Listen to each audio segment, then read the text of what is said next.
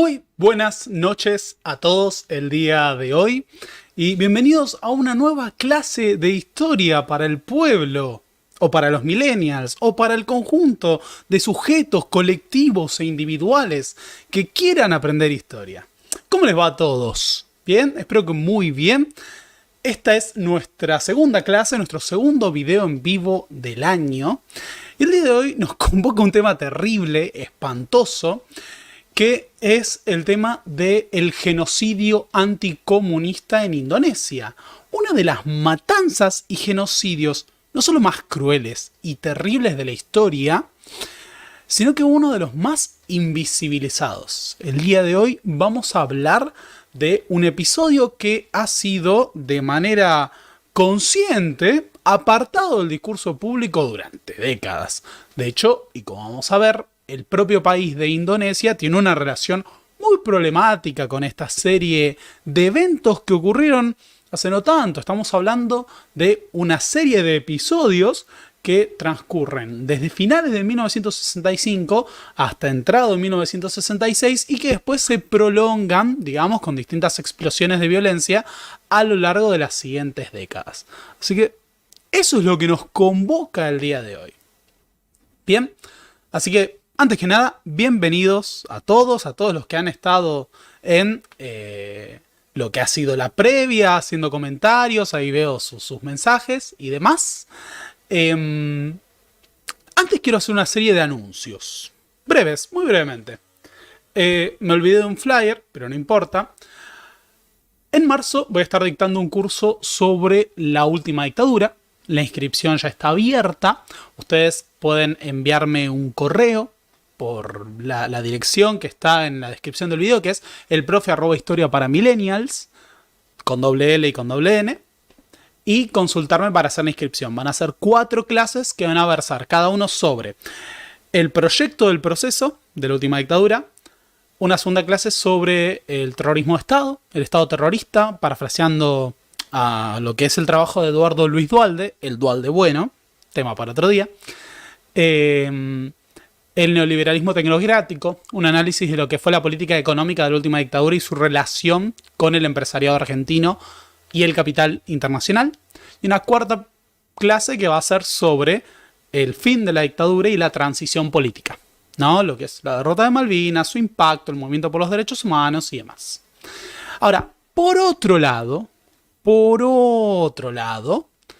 también les quiero anunciar que nada, dentro de lo que es el formato presencial tenemos eventos, así que vamos con eso. El sábado que viene, este sábado, es en 3 días, ok, el sábado a todos los que tienen sus reservas los veo a las 20 horas en Caras y Caretas para mi primera presentación del año, que va a ser la primera entrega, la primera presentación de Grandes Boludos en la Historia.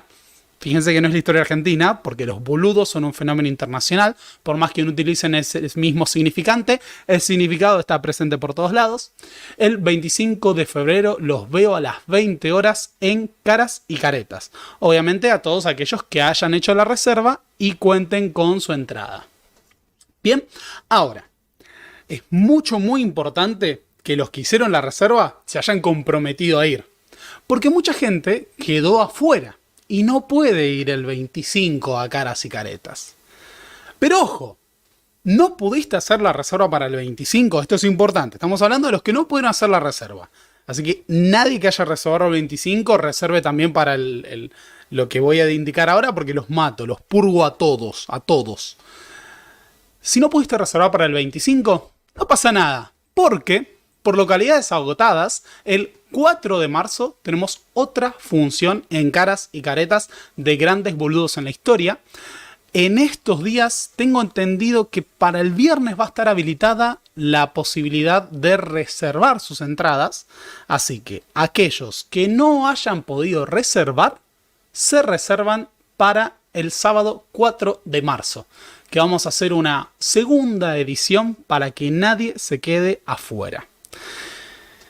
Y de nuevo, si llegara a ocurrir que no pueden venir porque les queda lejos la capital federal y son de zona oeste, mi tierra natal, Les aviso que estén atentos porque, a demanda del público, puede que estemos en otros lugares. Pero paciencia, vayan estando atentos también al 11 de marzo. Así que, eso. Este sábado 25 vamos a estar en Caras y Caretas, pero también vamos a estar el sábado 4 de marzo para una segunda entrega. Así que si no pudieron hacer reserva para el 25, en estos días, cuando se habilita, hacen reserva para el 4. Y nos vemos el 25, este fin de semana, aquellos que ya tienen, y nos vemos el otro con los demás. Pero bueno, sin más preámbulos, vamos a lo que nos convoca el día de hoy.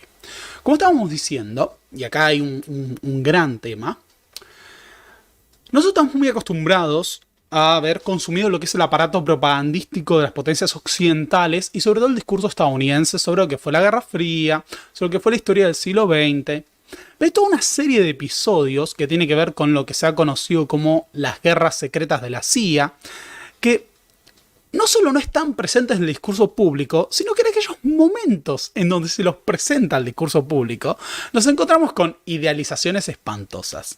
Acá quiero hacer un comentario sobre lo que es, por ejemplo, el hecho de que una de las sagas de videojuegos más importantes del mundo, que es Call of Duty, no solo tiene una saga particular que es Black Ops, que naturaliza el hecho de operaciones encubiertas, que son básicamente operaciones clandestinas, que violan el derecho internacional, que muchas veces, o sea, ahí vos estás viendo una versión idealizada para que te sientas muy bien de estar clandestinamente en otro país, pero que muchas veces estamos hablando de fuerzas que actúan de manera irregular, violando no solo el derecho internacional, sino todo tipo de derechos humanos y participando de operaciones al estilo Escuadrones de la Muerte. Quiero destacar esto porque siempre recuerdo cuando en un momento se hablaba de que la Mujer Maravilla iba a estar en la Guerra Fría, en una secuela que iban a hacer, y uno decía, ¿y qué va a estar haciendo? ¿Entrenando torturadores en América Latina? ¿Va a estar participando de escuadrones de la muerte en distintos países? ¿De la Operación Fénix en Vietnam para torturar y desaparecer personas?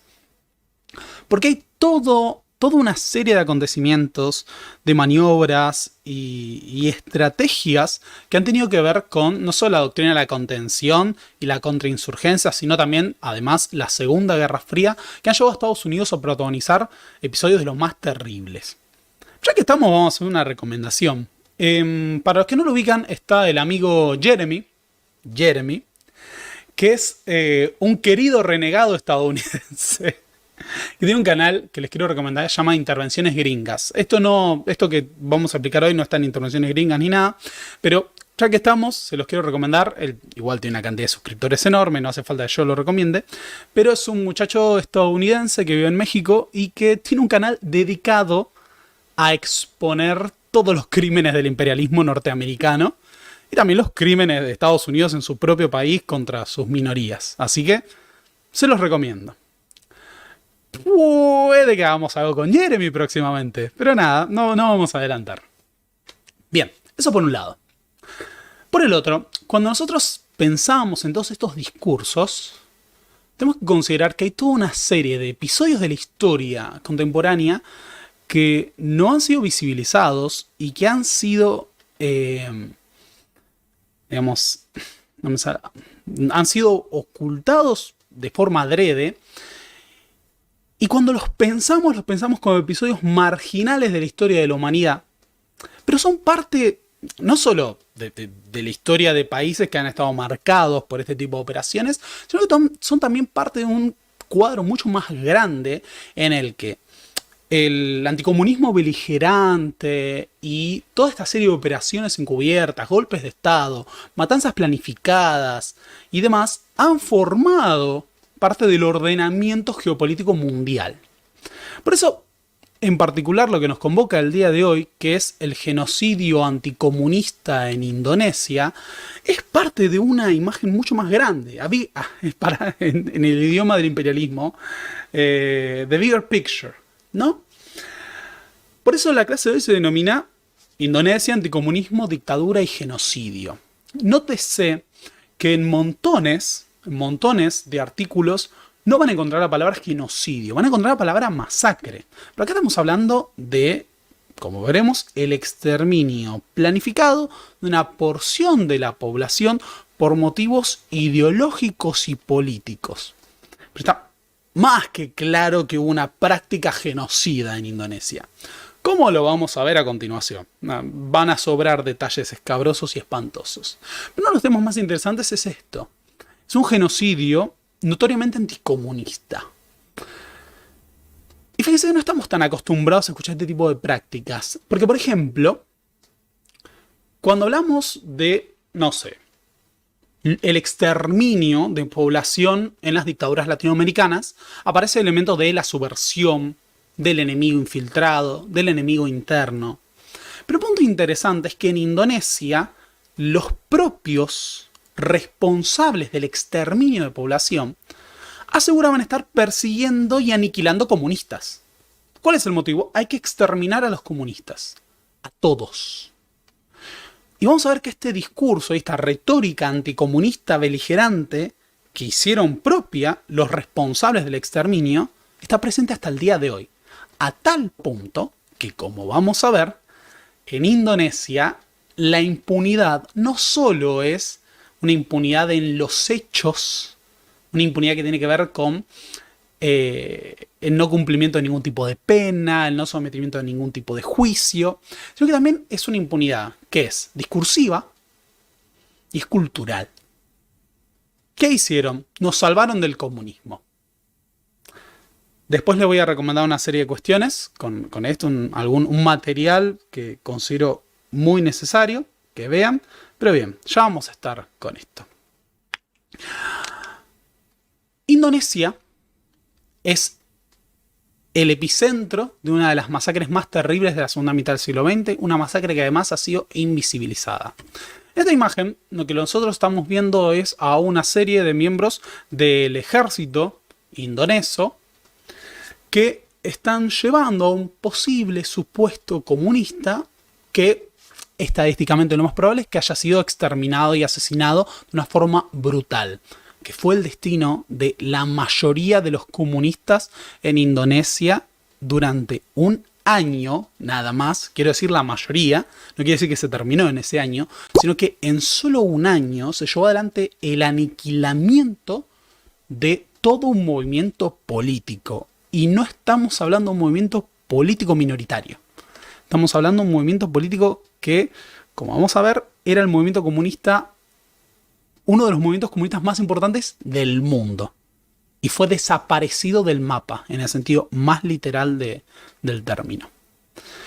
Cuando nosotros pensamos en Indonesia, nos suena como algo muy lejano.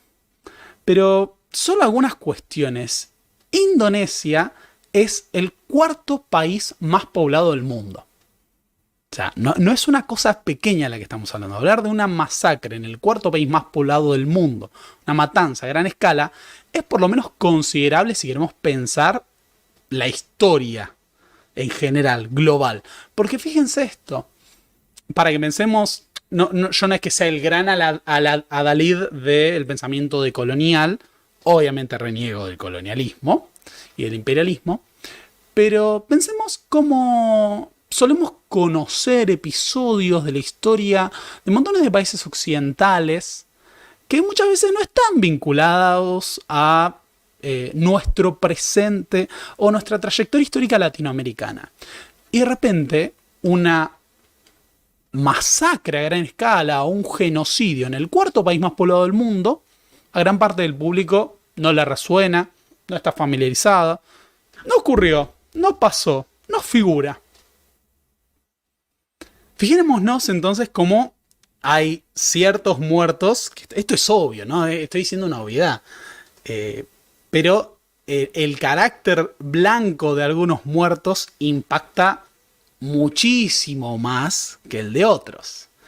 Y en Indonesia no podría ser más claro, no solo la impunidad de la que gozaron los genocidas por el apañamiento que hicieron los servicios de inteligencia de Estados Unidos, la propaganda de Estados Unidos y del Reino Unido, sino además cómo se ha construido una narrativa histórica nacional en Indonesia en la que no hubo genocidio, había que eliminar el comunismo, y en el mundo esto fue apartado, invisibilizado. Pero bueno, no estamos hablando de un episodio menor. Destaco esto porque no es por decir que fue menos terrible, pero algo que se citaba cuando fue el genocidio de Ruanda, en la década del 90, es bueno, Ruanda es un muy pequeño país africano que la gente no sabe ubicar en el mapa. Bueno, está bien, ponele que puedo entender eso. Hoy en día igual todos ubicamos mucho más el genocidio de Ruanda que el episodio que estamos explicando el día de hoy, seguro. Va, les cuento, calculo, supongo. Pero Indonesia es el cuarto país más poblado del mundo. Y esto ocurre hace menos de 60 años. No puede estar fuera del discurso histórico, de la narrativa que se aprende. Hoy armé un posteo sobre esto y me encontré con estudiantes de historia, egresados de la carrera de historia, que me decían, yo nunca vi esto. No tenía idea de que esto hubiera ocurrido. Y pensemos en la gravedad de no saber. No estoy culpando al estudiante que no se enteró de esto, sino de que no esté presente en el discurso público, en la práctica de la enseñanza de la historia, este hecho, este episodio, que no es un episodio menor. Pero bueno, sin más lejos, Indonesia es un país que declara su independencia, vamos a ver después, más desarrollado, vamos a hacer un resumen ahora, básicamente a finales de la Segunda Guerra Mundial, bajo el liderazgo de Sukarno. Sukarno, héroe nacional, fundador del Partido Nacional Indoneso, es uno de los máximos representantes de lo que fue el bloque de países no alineados. Sukarno no solo fue el héroe de la independencia de Indonesia, sino que fue su principal líder nacional en el contexto de la Guerra Fría. Y en ese contexto de la Guerra Fría, el movimiento liderado por Sukarno pretendía conformar un proceso de desarrollo nacional e independencia política que no responda a las potencias. No solo a Estados Unidos, sino que en su momento tampoco incluso a la Unión Soviética. Por eso, Sukarno fue uno de los grandes propiciadores de que surja el movimiento de países no alineados. Acá pueden hacer el chiste que todos sabemos que alguien va a ser porque somos argentinos, o muchos somos argentinos, y es, claro, Sukarno fue el Perón de Indonesia, ¿no? Hagamos ese chiste. Siempre encontramos el Perón de otro país. Nasser fue el Perón de Egipto, pero de acá a la China. Pero lo hablamos en otro momento. La cuestión es que Sukarno construyó un enorme apoyo político, social, en un país que no solo es un estado federal originalmente, sino que es un país atravesado por todo tipo de desigualdades religiosas, lingüísticas, étnicas y culturales. Así todo, Sukarno era indiscutiblemente el mayor líder histórico de la Indonesia moderna. Es el primer presidente de un país, fue parte de su independencia y tiene un enorme apoyo en un país que está dividido por todo lo demás. Pero el punto más grave para las potencias occidentales es que este líder nacionalista, que construyó una serie de equilibrios y contrapesos políticos muy diversos, obtuvo un gran apoyo a partir de la década del 50 del Partido Comunista de Indonesia. Y acá está lo imperdonable. El hecho de que Sukarno tenga una alianza con el Partido Comunista de Indonesia va a llevar a que sea considerado un gran dolor de cabeza para Estados Unidos y las potencias occidentales. Estamos hablando de, les spoileo, el primer país independiente del sudeste asiático, el cuarto país más poblado del mundo, tiene un gobierno nacionalista, y ese gobierno nacionalista está aliado con el Partido Comunista. Y ese Partido Comunista es el tercer partido comunista más grande del mundo. Era una inmensa bandera roja para el pensamiento geopolítico estadounidense.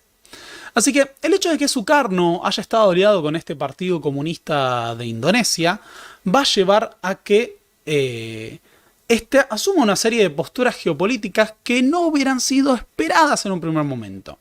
Lo que empezó siendo parte del bloque de países no alineados se convierte en los años siguientes en un proyecto político que incluye alianzas y acercamientos con la Unión Soviética, la Cuba de Castro, la República Popular de China, Vietnam. Estamos hablando de un fenómeno peligroso para una región como es el sudeste asiático. Pensemos en la teoría del dominó. Esta teoría que fue tan expuesta en tiempos de la guerra de Vietnam, que es contemporánea a este fenómeno, que es, bueno, si cae Vietnam, todos los demás países de la región van a caer bajo la órbita del comunismo. Un poquito tuvieron razón los yanquis en esa paranoia, pero solo ligeramente.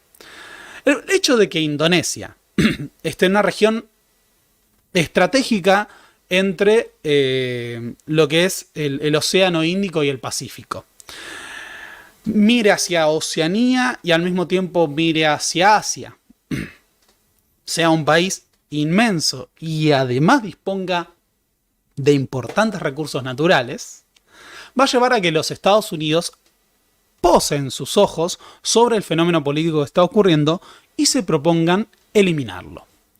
Es así que los servicios de inteligencia en Estados Unidos inician una serie de maniobras políticas con el objetivo, primero, de derrocar a Sukarno mediante un movimiento separatista o reducir el poder que éste tenía.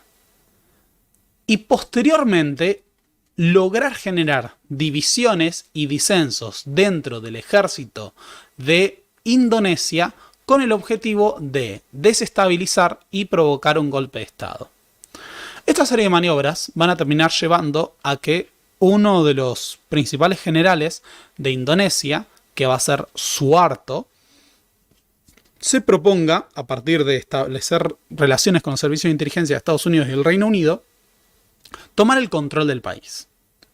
Hay toda una campaña que emprenden no solo los medios de comunicación de Indonesia, sino los de Estados Unidos y el Reino Unido, para azuzar a las Fuerzas Armadas contra el inminente peligro comunista.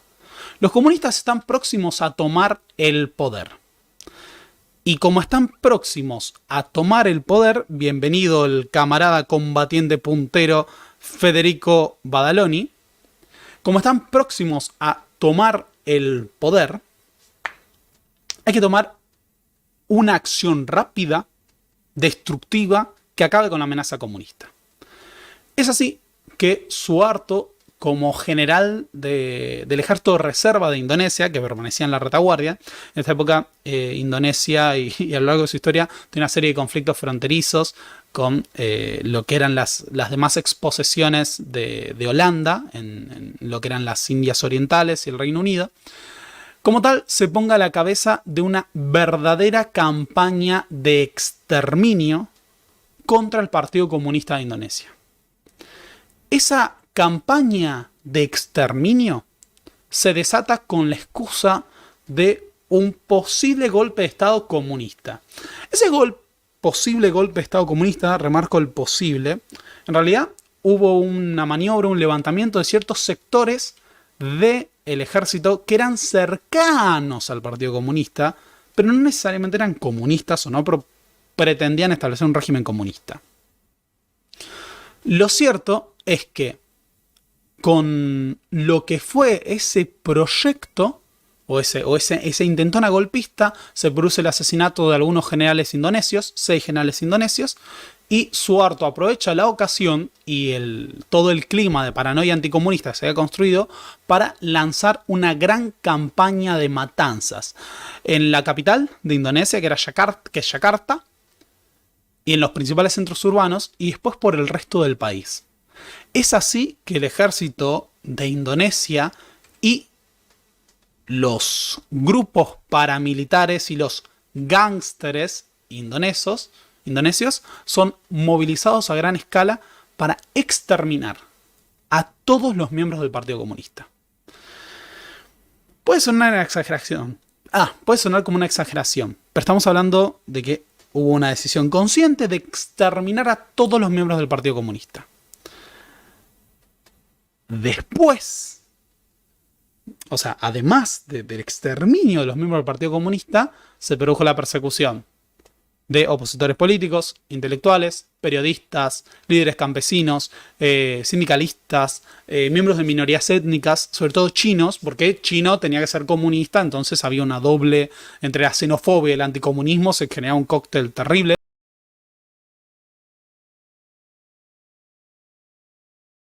Se extendió un régimen de terror a gran escala que tuvo una brutalidad particular. Los asesinatos no solo se llevaron adelante de forma pública en muchas ocasiones, sino que los métodos que usaron fueron de los más brutales.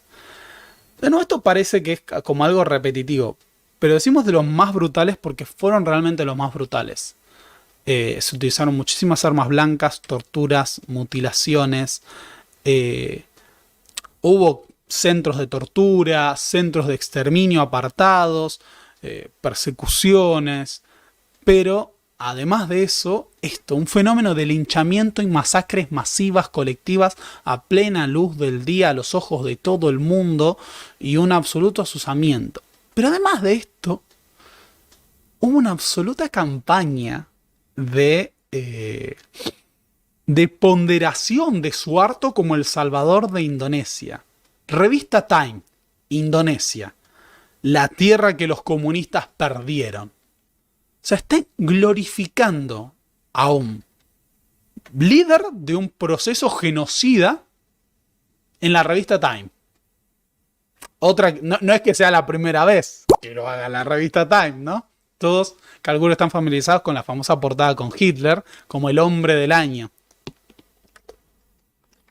Después ponen payasos como Zelensky, pero eso es tema aparte. Bajada de línea. Bueno.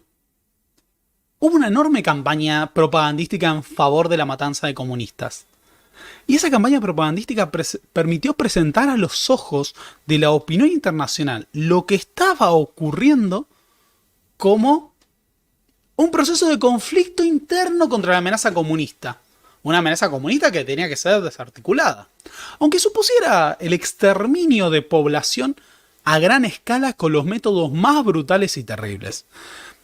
Che, por las dudas, no se dieron cuenta, pero entre el conflicto armado interno y esto, la monetización de YouTube es imposible.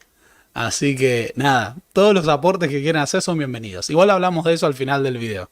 Pero por las dudas, ¿no? Como que quiero triunfar en YouTube. Ya sé, voy a hablar de temas escabrosos de la historia que son imposibles de monetizar. Pero bueno, uno tiene que vivir de algo. Lo cierto es que si yo no hablo de esto, no sé qué más habrá. Lo cierto es que esos métodos terribles fueron utilizados, como dijimos, por las Fuerzas Armadas, pero también por grupos paramilitares y los gángsteres. Los Preman, así le decían en Indonesia, que vamos a ver eran bandas criminales anticomunistas movilizadas y armadas por el propio ejército para exterminar a estos grupos. Esas matanzas que iniciaron sobre todo en los centros urbanos se extendieron a todo el país. Primero los centros urbanos y después comunidades rurales, grupos campesinos. Hablamos de esto, cientos de miles de personas exterminadas con una enorme rapidez y brutalidad. Pero el punto más importante es que la CIA participó activamente de todo este proceso. La CIA no solo montó una campaña propagandística en favor del exterminio de los comunistas, no solo defendió ante la opinión internacional lo que estaba haciendo el régimen de Suharto, sino que los servicios de inteligencia prestaron información y listas para permitir el exterminio de dirigentes y militantes comunistas en todo el país. Y no solo la CIA, sino que los servicios de inteligencia del Reino Unido también estuvieron involucrados. Así que dos de las principales potencias, dos referentes de la democracia, los derechos humanos y la institucionalidad en el mundo occidental, fueron cómplices de un terrible genocidio por cuestiones ideológicas.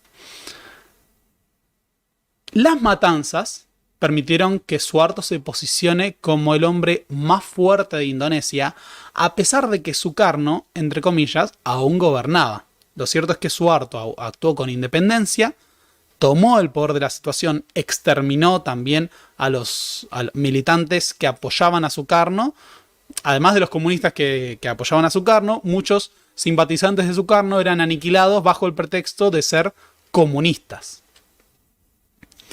Es así que en 1967 Suharto termina de llegar definitivamente al poder con la obligación de Sukarno de renunciar y permanecer bajo arresto domiciliario. Va a morir 3 años después. Lo cierto es que Suharto ya ejercía el gobierno prácticamente de facto desde el 66 e inicia una dictadura que dura 31 años. Suharto gobierna bajo una dictadura el país, el cuarto país más poblado del mundo, apoyado por Estados Unidos, con una terrible corrupción, subsidiado económicamente por Estados Unidos, realizando políticas de apertura económica que permitieron la entrada de empresas estadounidenses, interesadas sobre todo en la explotación del petróleo, que es el 78% de las exportaciones de Indonesia en esta época.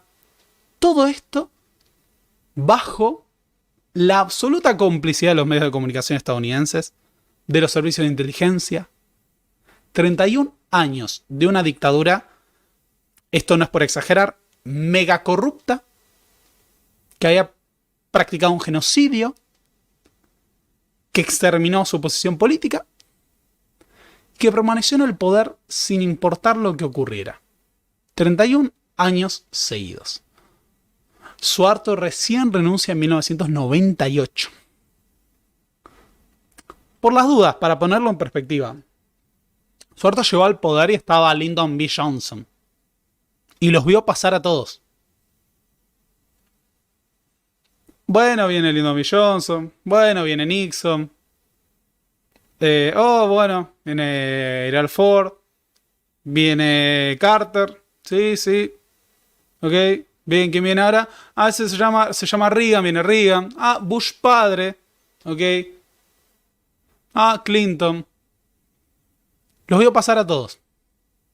Así. De eso vamos a hablar el día de hoy. Esta fue nuestra introducción.